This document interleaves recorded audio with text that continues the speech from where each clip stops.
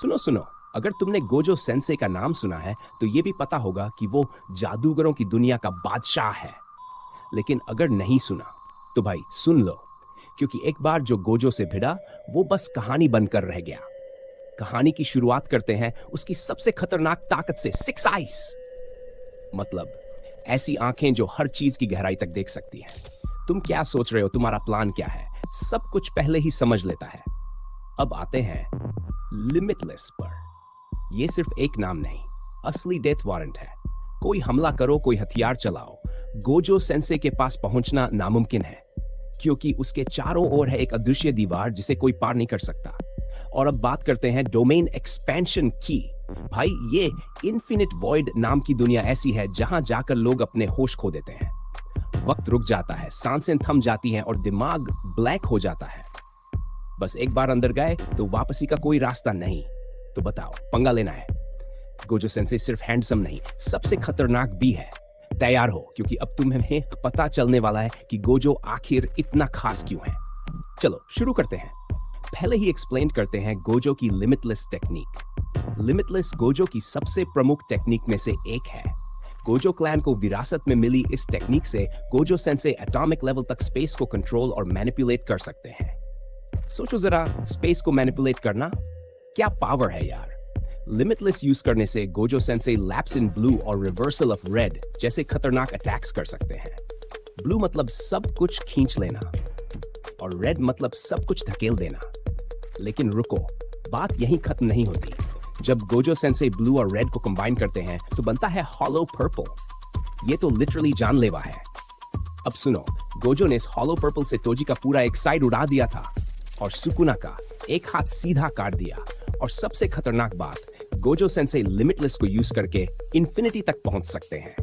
हद है भाई। अब आते हैं लिमिटलेस की अलग अलग पावर्स के ऊपर। पहला है इन्फिनिटी।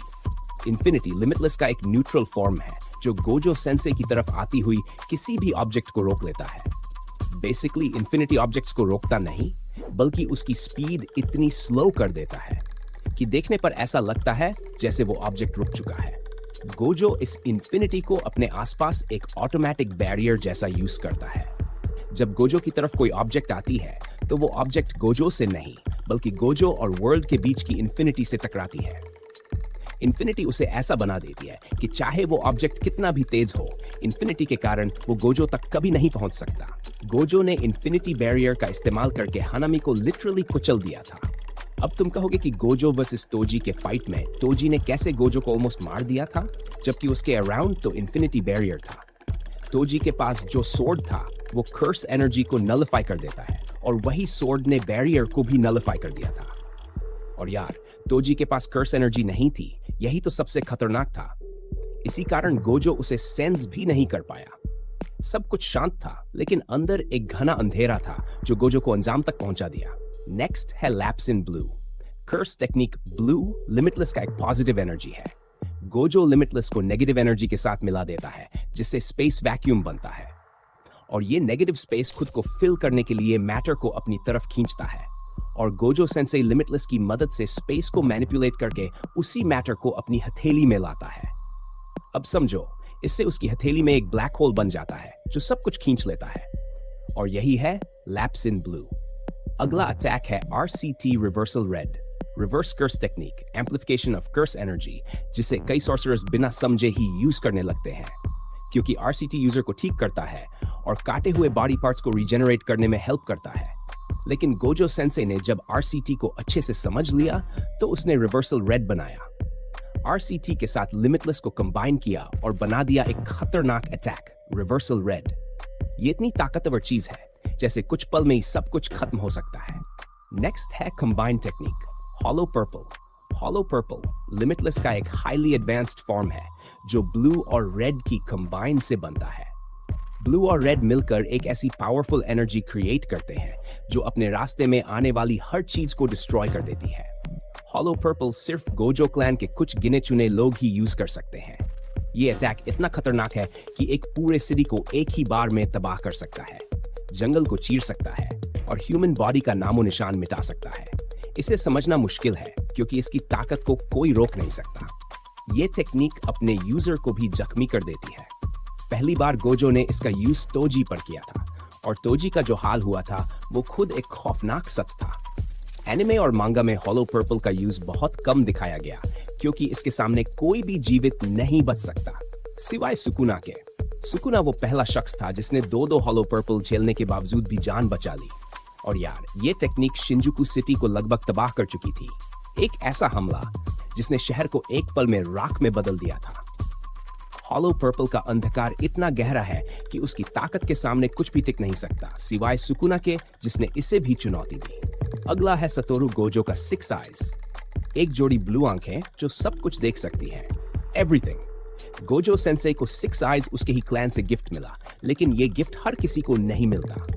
6 आइज उसे 400 सालों में पैदा हुआ पहला सॉर्सरर बनाता है और यही वो आंखें हैं जो सतोरु गोजो को जेजेके में सबसे शक्तिशाली बनाती हैं। वो 6 आइज का यूज करके कर्स एनर्जी का फ्लो बड़े आराम से देख सकता है और साथ ही कर्स एनर्जी मैनिपुलेशन तक कर सकता है। यही वजह है कि लिमिटलेस का यूज गोजो के लिए सबसे ज्यादा वैल्यूएबल है, क्योंकि उसकी आंखों से वो हर छोटी बड़ी चीज को महसूस और नियंत्रित कर सकता है। ये आंखें सिर्फ देखती नहीं, बल्कि वो पूरी दुनिया को अपने हिसाब से बदलने की ताकत रखती हैं।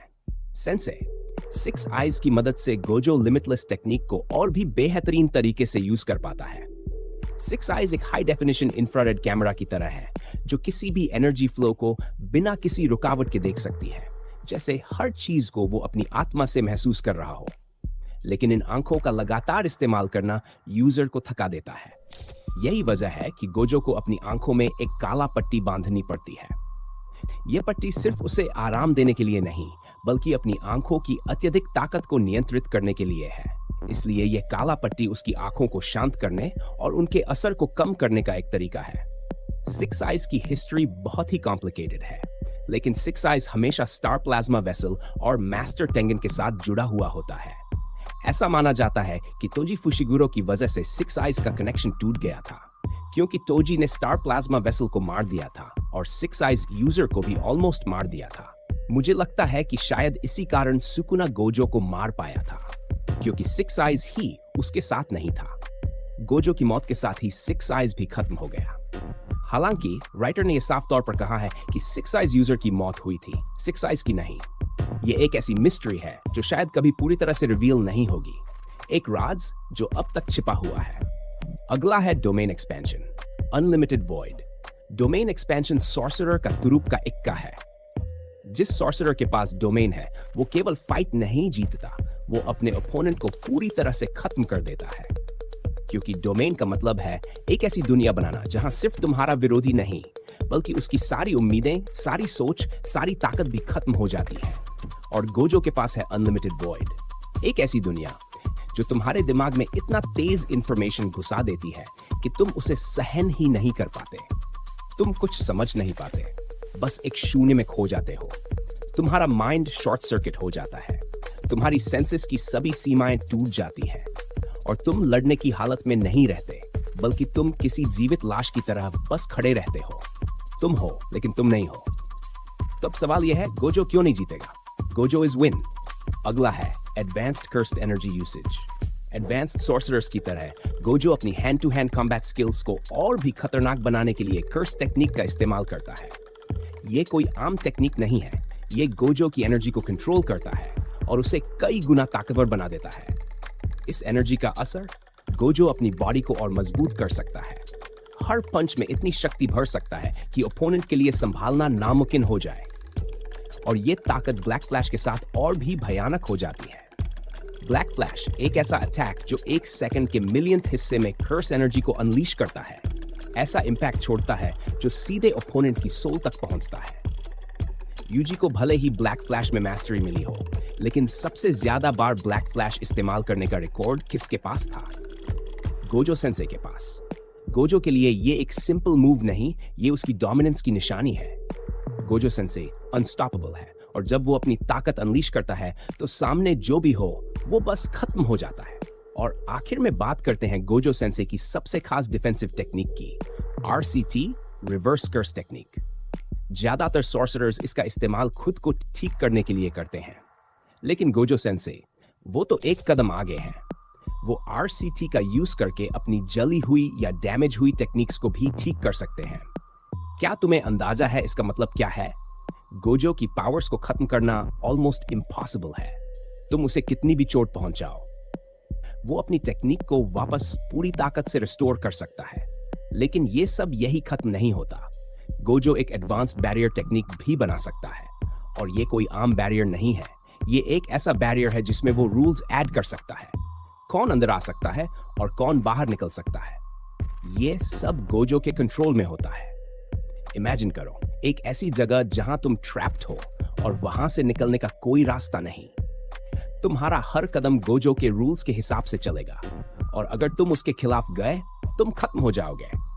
Gojo sensei anti domain expansion करना भी जानता है। सुकुना के साथ फाइट में उसने new shadow style simple domain का इस्तेमाल किया था। ये कोई साधारण मूव नहीं है। सिंपल डोमेन एक ऐसी टेक्निक है जो डोमेन के अंदर श्योर हिट अटैक्स को नलिफाई कर देती है। लेकिन सिर्फ यही नहीं, Gojo sensei falling blossom emotion technique का भी यूज कर सकता है। ये टेक्निक भी डोमेन के अंदर एक तरह का काउंटर अटैक होती है, जिससे सामने वाले के श्योर हिट अटैक्स बेकार हो जाते हैं। लेकिन सुकुना के सामने ये टेक्निक्स काम नहीं आई। सुकुना एक ऐसा ओपोनेंट है जिसे हराना आसान नहीं है, और उसकी डोमेन एक्सपेंशन इतनी खतरनाक है कि गोजो की ये मूव्स भी उसके सामने यूजलेस हो गई।